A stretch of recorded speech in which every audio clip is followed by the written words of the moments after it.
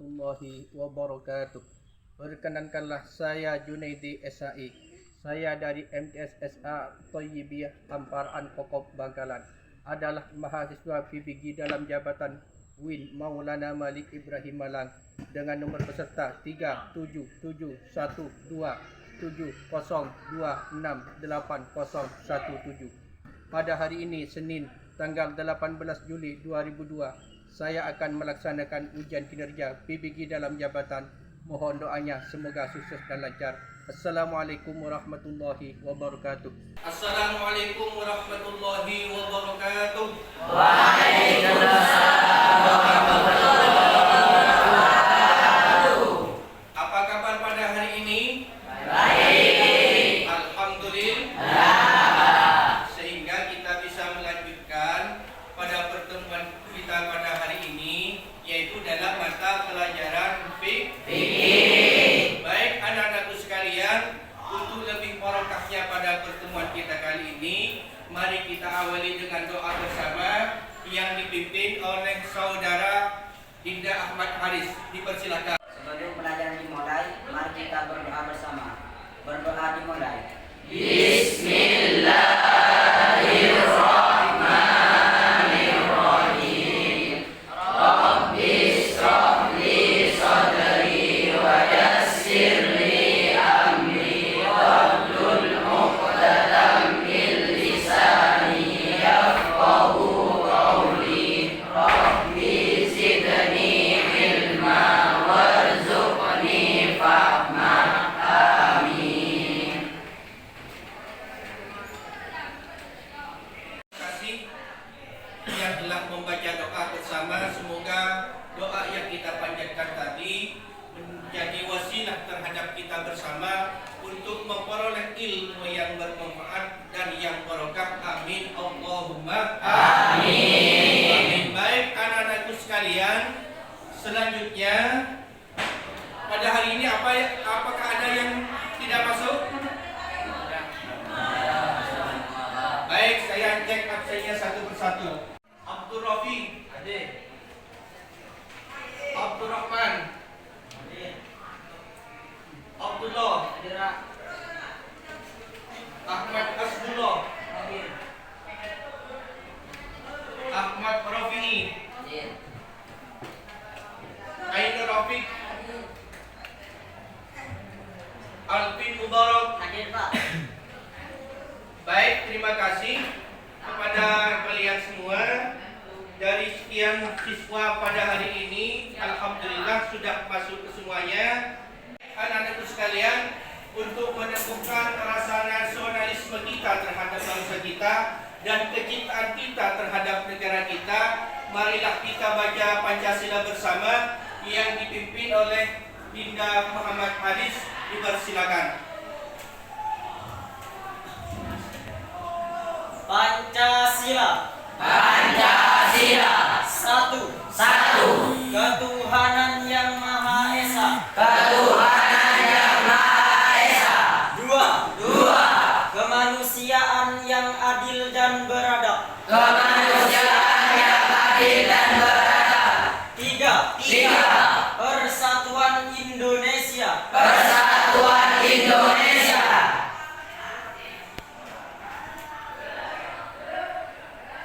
Anak-anakku sekalian, untuk tujuan pembelajaran pada pagi hari ini adalah yang pertama, setelah mengamati tayangan pada PowerPoint dan menyimak penjelasan guru, diharapkan peserta didik mampu untuk menguraikan pengertian sholat 5 waktu. Yang kedua, peserta didik diharapkan mampu menganalisis berbagai hukum sholat 5 waktu. Sedangkan yang ketiga adalah diharapkan setelah mengamati tayangan pada PowerPoint ini, peserta didik mampu mengkategorikan syarat sahnya untuk mengerjakan sholat 5 waktu. Poin yang keempat, yaitu peserta didik mampu menyimpulkan waktu pengerjaan sholat 5 waktu. Sedangkan yang kelima adalah Setelah mengamati tayangan pada PowerPoint ini, peserta didik mampu untuk mendemonstrasikan tata cara sholat 5 waktu dengan benar. Anak-anak sekalian, kita menghadap ke depan kepada PowerPoint yang Bapak tayangkan pada pagi hari ini. Inilah peta konsep tentang sholat 5 waktu atau sholat fardu. Pertama adalah yang kita jelaskan tentang definisi, hukum dan syarat wajib sholat 5 waktu. Kemudian tentang dalil-dalil sholat 5 waktu. Kemudian poin yang ketiga adalah syarat sah dan rukun sholat 5 waktu. Kemudian yang seterusnya poin yang keempat adalah sholat waktu sholat 5 waktu. Kemudian selanjutnya adalah hal-hal yang membatalkan sholat 5 waktu. Sedangkan yang terakhir adalah praktek sholat 5 waktu.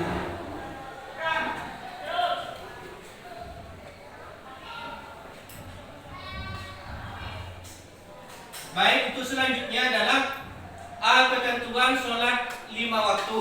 Sekarang kalau tadi itu adalah peta konsepnya tentang definisi, ini adalah penjabarannya. Satu, pengertian dan hukum sholat 5 waktu. Kita fokus ke depan ya. Secara bahasa, sholat adalah berdoa atau meminta. Jadi secara bahasa doa tersebut bisa diartikan meminta atau berdoa. Kemudian secara istilah adalah sholat merupakan semua perkataan dan perbuatan tertentu yang dimulai dari takbiratul ihram dan diakhiri dengan salam. Coba saya tanya, ada berapa unsur sholat? Kalau jawabannya gimana? Ada berapa unsur sholat? Ada berapa unsur sholat? Di depan sudah tadi ya. Merupakan semua perkataan dan perbuatan. Berarti unsur sholat itu berapa? 2. 1 perbuatan.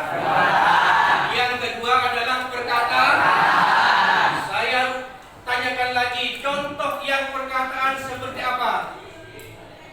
Yang perkataan seperti apa? Yang perkataan seperti apa? Contoh yang perkataan seperti apa? Yang ini, barisan ini. Membaca surat Al-Fatihah. Yang ini membaca doa iftitah. Yang ini yang perkataan, contoh yang perkataan. Yang ini kalau ini membaca Fatihah, yang ini doa iftitah, yang ini apa kira-kira? Apa? Gimana? Membaca surat. Nah, sudah ketemu. Yang ini adalah membaca surat Al-Fatihah, yang ini adalah membaca doa iftitah, yang ini adalah membaca surat. Sudah perkataan semua jawabannya ini dari jawaban ini, yang ini dan ini. Tinggal sekarang mengkategorikan dari yang dijawab tersebut, mulai doa iftitah sampai membaca Al-Fatihah sampai membaca surat, mana yang rukun? Yang menjadi rukun sholat mana? Membaca surat Al-Fatihah. Jadi ketentuan umum yang merupakan perkataan tersebut yang wajib, maksud saya adalah membaca surat Al-Fatihah. Membaca surat Al-Fatihah ini unsur pertama, yaitu perkataan. Membaca surat Al-Fatihah tersebut merupakan rukun sholat yang disebut rukun ini. Saya mulai dari ini, rukun apa kira-kira? Saya balik ini, rukun apa kira-kira? Rukun apa kira-kira? Rukun apa kira-kira? Yang ini rukun apa kira-kira? Membaca Al-Fatihah rukun apa kira-kira? Rukun sholat ini apa kira-kira? Iya, rukun sholat yang bagaimana? Wajib. Ini yang bagaimana? Yang bagaimana? Yang bagaimana? Yang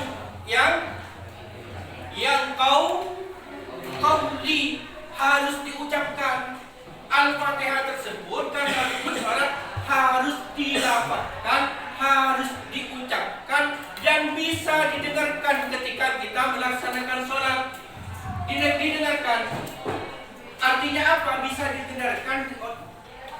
didengarkan oleh telinga kita sendiri. Jangan sampai ketika melaksanakan sholat yang bersifat rukun qauli seperti surat Al-Fatihah, suratnya tersebut tidak dibaca atau dibaca tetapi tidak sampai didengarkan oleh telinga kita. Itu tidak sah. Itu harus qauli, rukun qauli tersebut wajib dibaca tetapi dilafazkan tetapi harus bisa didengarkan. Seperti lain dari qauli lain, contoh lain apa kira-kira? Selain baca Fatihah, takbiratul ihram.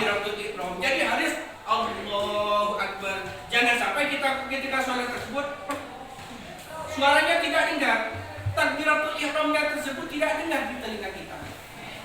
Berarti ketika tidak terdengar di telinga kita tersebut, karena takbiratul ihram adalah merupakan rukun, maka sholatnya tersebut adalah tidak sah. Baik tuh? Yang selanjutnya adalah yang satu adalah perkataan, yang kedua adalah perbuatan. Kira-kira bisa dijabarkan atau bisa dijelaskan tentang pengertian sholat, bisa dicontohkan tentang pengertian sholat dalam perbuatan. Kira-kira apa? Pak ini bisa menjelaskan barisan ini? Bisa dicontohkan perbuatan dalam sholat seperti apa kira-kira? Kalau tadi itu hanya bacaan Fatihah, bacaan takbiratul ihram, bacaan tasyahud akhir, itu kan bacaan. Jadi yang kerja adalah mohon maaf mulut kita. Yang kedua adalah perbuatan. Kira-kira bisa dijelaskan? Apa kira-kira? Apa? Mulai gerakan yang dilakukan oleh tubuh kita, mulai gerakan sampai dari berdiri sampai ruku sampai itidal, dari itidal sampai sujud. Itu adalah kan gerakan kan ya? Paham? Gerakan. Berarti itu harus dikerjakan atau dilakukan. Berarti unsur sholat itu ada yang tidak pernah berisah. Yang satu adalah perkataan yang diucapkan, yang meliputi hal-hal yang menjadi rukun sholat. Yang kedua adalah perbuatan ini bisa dicontohkan adalah gerakan sholat pada waktu melaksanakan pada waktu saat melaksanakan sholat. Sampai di sini apakah bisa dimengerti atau tidak? Bisa dimengerti atau tidak? Bisa dimengerti. Alhamdulillah. Jadi unsurnya dua, ada perkataan dan ada perbuatan. Diawali dengan bacaan takbir. Yang dimaksud takbir ini apa kira-kira di semuanya? Yang dimaksud takbir, takbiratul ihram. Coba yang ini apa lafaznya takbiratul ihram? Coba yang ini apa lafaznya takbiratul ihram? Coba yang ini apa lafaznya takbiratul ihram? Coba yang ini apa lafaznya takbiratul ihram? Allahu Akbar. Anak-anak sekalian, selanjutnya adalah syarat wajib sholat. Jadi sholat itu ada syarat untuk melakukannya. Yang pertama adalah poin yang pertama harus beragama Islam. Kemudian tanda-tanda Islam itu dibuktikan dengan apa kira-kira nih? Kira-kira apa? Membaca syahadat. Jadi membaca syahadat tersebut dengan lafaz bisa dilafazkan Asyhadu an la ilaha illallah wa asyhadu anna Muhammadar Rasulullah. Terima kasih. Jadi baca syahadat tersebut adalah merupakan persaksian kita. Persaksian kita ini ya kita semua ini persaksian kita terhadap Tuhan Allah Subhanahu wa Ta'ala bahwa kita ini adalah menjadi orang Islam. Persaksian tersebut tidak butuh dengan sertifikat atau bukti lain, tetapi butuhnya tersebut adalah buktinya tersebut adalah melafatkan. Makanya ketika kita waktu kecil masih umur 7 tahun, 8 tahun, 9 tahun, dari orang tua kita sudah diajari dengan yang namanya syahadat. Untuk apa? Biar kita tersebut adalah mempunyai persaksian terhadap Tuhan, terhadap Allah Subhanahu wa Ta'ala, bahwa kita adalah orang Islam. Bahwa kita adalah orang Islam. Sekalian, poin yang kedua adalah suci dari haid dan nifas. Jadi ketika kita mengerjakan sholat, ini harus suci dari haid.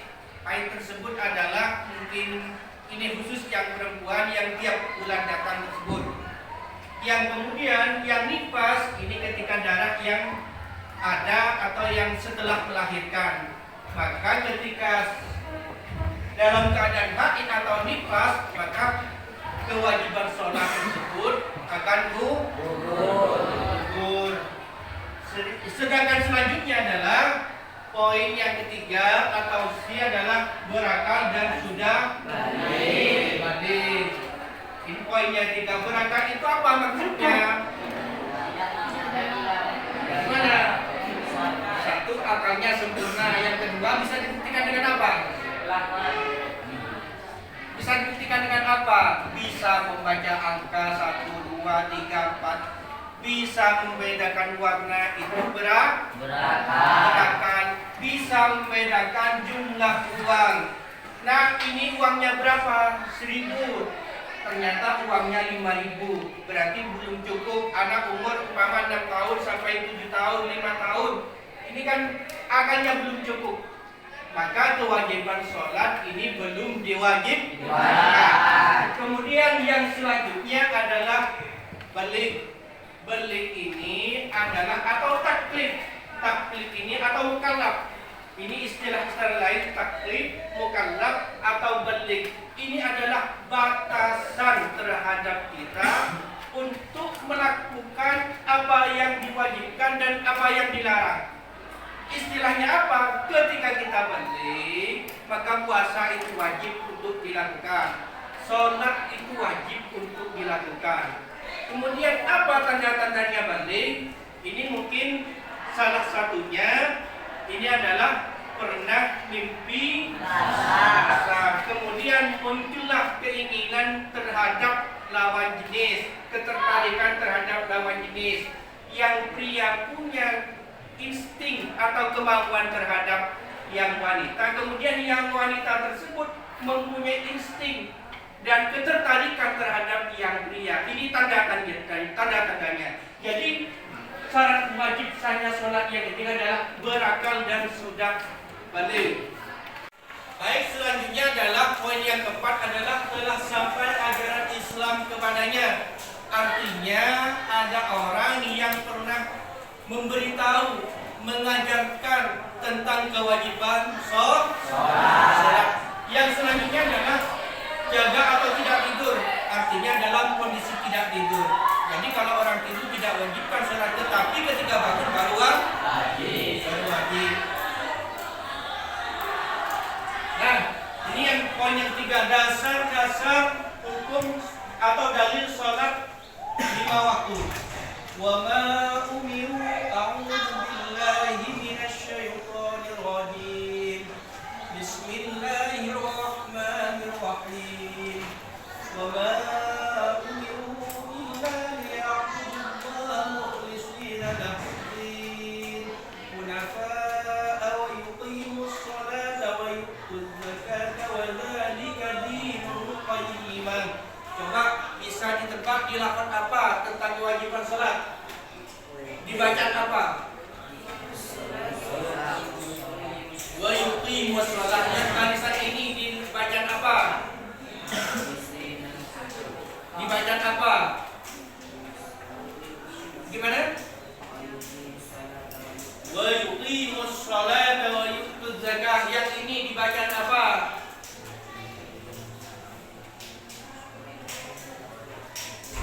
barisan bawah atau atas? Bawah. Baik. Jadi yang betul adalah wa yuqimus sholata wa yu'tuz zakat, menjadi dalil tentang kewajiban sholat. Tentang kewajiban sholat. Adalah dalil yang kedua, fa aqimus sholat inna sholata kanat 'alal mu'minina kitaban mawquta. Penjabaran ayat ini kira-kira menerangkan tentang apa? Tentang sholat. Tentang sholat. Kemudian inna sholata kanat 'alal mu'minina kitaban mawquta, apa artinya?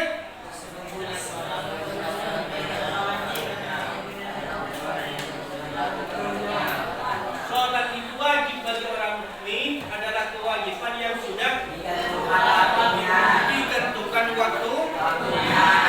waktunya, mulai dari sholat zuhur, mulai dari sholat asar, maghrib, isya, subuh, mempunyai waktu masing-masing. Waktu sholat fardu pertama adalah sholat subuh. Jadi saya mencontohkan satu sholat saja. Pertama adalah sholat subuh, adalah sholat yang dimulai saat munculnya fajar siddiq. Kemudian atau cahaya putih di ufuk timur. Sholat subuh berjumlah 2 rakaat. Terus saya paling bawah yang membacakan contohnya. Sholat isya. Sholat isya adalah sholat isya dilaksanakan mulai terbenamnya syafaq sampai terbitnya matahari fajar siddiq. Sholat isya berjumlah dengan 4 rakaat. Kemudian selanjutnya, nah ini tadi kalau yang syarat sah ini, yang poin pertama sudah. Poin yang kedua B adalah suci badan, pakaian, tempat yang digunakan. Maksudnya suci ini dari apa? Dari najis. Yang ketiga adalah menutup aurat. Menutup aurat tentu adik-adikku sekalian sudah paham. Ketika auratnya tersebut, perempuan ini sampai di mana, laki-laki ini sampai di mana. Kemudian selanjutnya adalah telah masuk waktu. Jadi sholat itu menjadi sah karena waktunya telah tiba. Kalau zuhur waktunya jam sekian sampai sekian, maghrib sekian sampai sekian, isya sekian sampai sekian. Yang ketiga adalah harus menghadap kiblat. Fawal liwajhaka satrul masjidil haram. Kemudian yang kelima adalah rukun salat. Rukun salat ini adalah niat. Niat ini bersamaan dengan takbiratul ihram. Nah, rukun salat yang saya jelaskan di awal itu tadi, perinciannya ini cuman tadi ini bisa dikelompokkan atau dikategorikan yang bersifat perkataan dan perbuatan.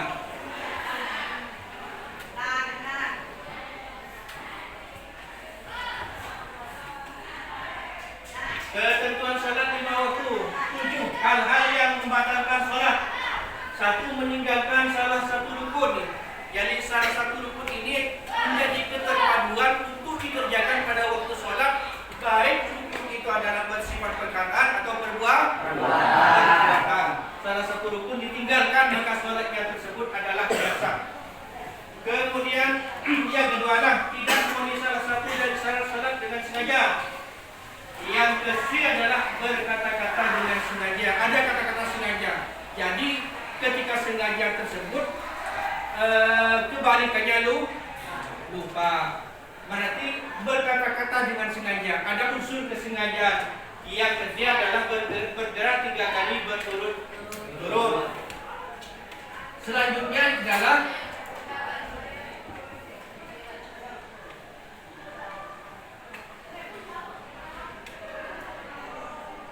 kita menonton video untuk baik, anak-anak sekalian, selanjutnya kita menonton video agar kita lebih paham tentang sholat 5 waktu dan tata caranya. Dipersilakan untuk bersama berhadap ke depan.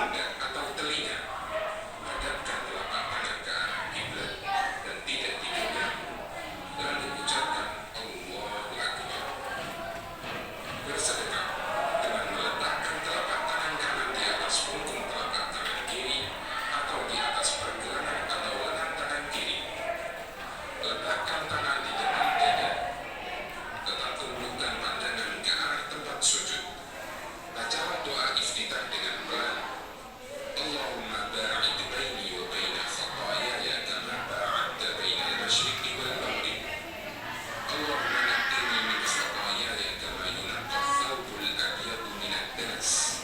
Allahumma ighsilni min khataayaya biz-zalj wal ma'i wal barad. Lanjutkan dengan membaca ta'awudz dengan pelan. A'udzu billahi minasyaitonir rajim. Sambung dengan membaca basmalah, lalu dilanjutkan dengan membaca surat Al-Fatihah dengan suara pelan dan berhenti di setiap akhir ayat. Ucapkanlah amin setelah selesai Al-Fatihah, baik jadi imam, makmum maupun sholat sendiri, dan keraskan bacaan amin jika Anda menjadi makmum.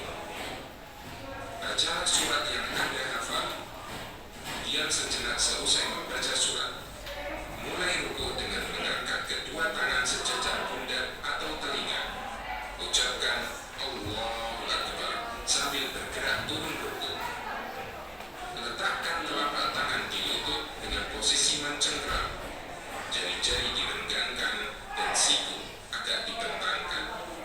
Punggung lurus, kepala lurus dengan punggung, dan lakukan dengan tumak nina.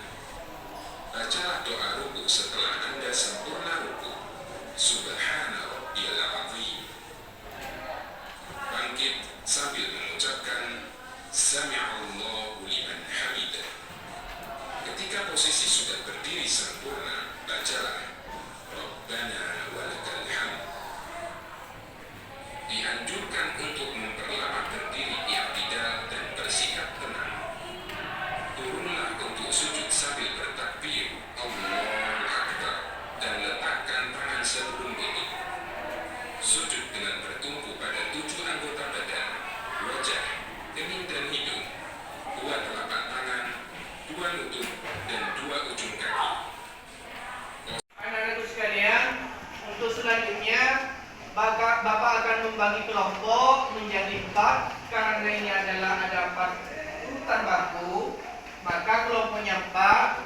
Dari sini adalah kelompok 1, 2, 3, 4. Baik anak-anak sekalian, selanjutnya untuk membentuk kelompok masing-masing dengan cara berhadap-hadapan sesuai dengan bangku yang ada, urutan bangku yang ada. Silakan.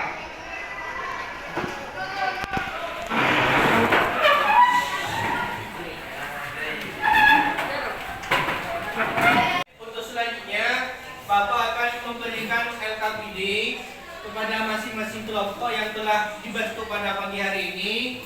Ini adalah kelompok apa tadi? Ini LKPD-nya. Yang ini kelompok apa? Mustaqim. LKPD-nya. Kemudian ini kelompok apa tadi? Zakat. Ini LKPD-nya. Kemudian ini kelompok apa tadi? Puasa. Ini LKPD-nya. Untuk selanjutnya LKPD itu bisa dijabarkan, bisa ditulis sesuai dengan kelompoknya, sesuai dengan perintah lalu tadi. Silakan. Anak-anak sekalian, untuk mengerjakan LKPD yang sudah diberikan terhadap kelompok ini, saya kasih waktu 10 menit. Dipersilakan.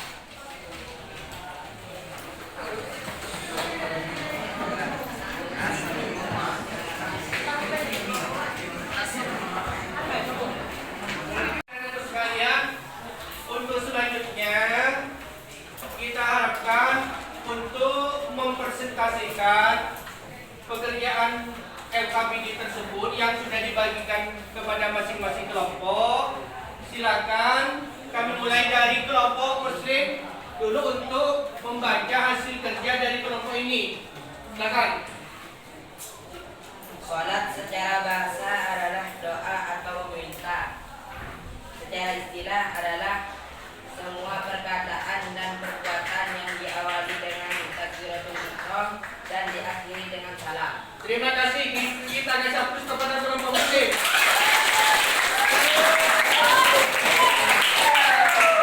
Selanjutnya kita kasih kepada kelompok apa ini? Saya untuk mempresentasikan hasil kerja kalian. Silakan. Syarat wajib sholat. Satu, beragama Islam. Jadi orang yang tidak beragama Islam tidak wajib melakukan sholat. Dua, suci dan haid dan nifas. Tiga, berakal dan sudah balik. Jika orang yang sudah berakal itu diwajibkan untuk melakukan sholat, telah sampai ajaran Islam kepadanya. Jika seseorang yang telah diajarkan agama Islam, maka wajib melakukan sholat. Yang terakhir, jaga atau tidak tidur. Seseorang yang melakukan sholat harus tidak tidur ataupun sadar. Baik, terima kasih. Kita kasih aplaus.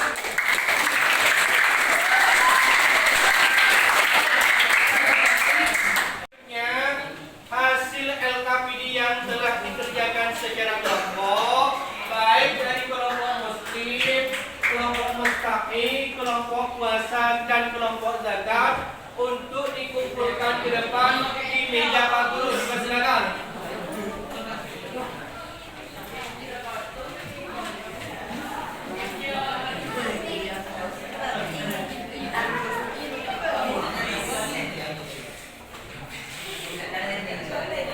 Anak-anakku sekalian, pada pertemuan kita kali ini kita sudah jelaskan tentang kewajiban sholat 5 waktu, dan untuk selanjutnya Bapak akan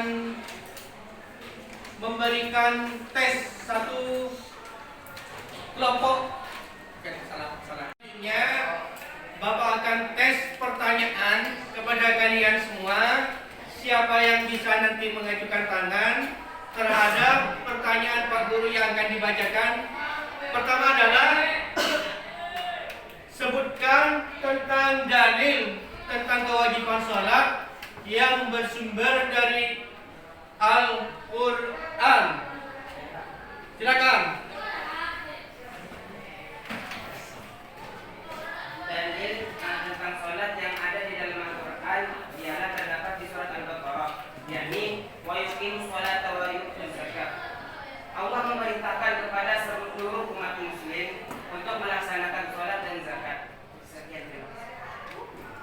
Terima kasih, ini rewardnya. Kita aplaus, tepuk tangan.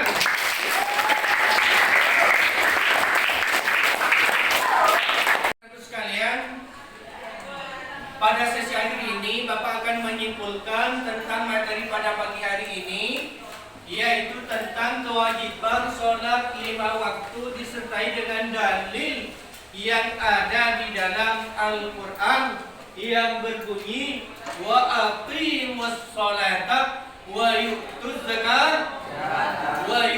zakat. Baik, kalau saya bertanya pada pagi hari ini, materi apa yang diajarkan?